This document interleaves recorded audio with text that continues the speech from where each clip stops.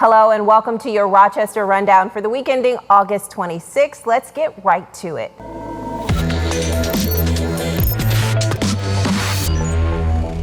The couple who threw the allegedly racist party, which resulted in a lawsuit and the early retirement of a Rochester firefighter, told reporters they're not racist.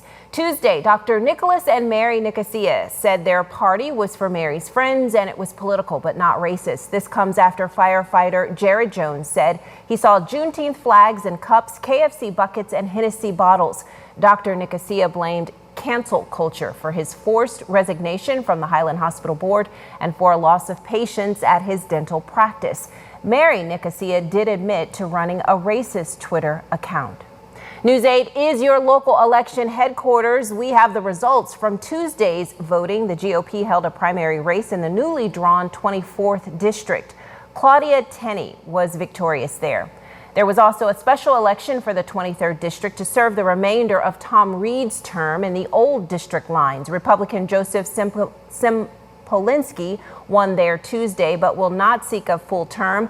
Nick Langworthy won the Republican primary for the newly drawn 23rd district.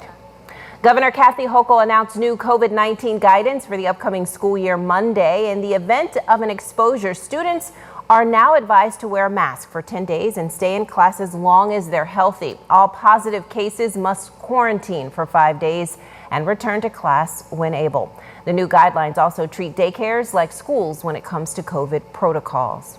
The Rochester City School District announced its interim superintendent pick Wednesday. Dr. Carmine Peluso, the district's deputy superintendent of operations and administrations, will now step into the position. Former Superintendent Dr. Leslie Myers-Small is officially on leave while her exit negotiations continue.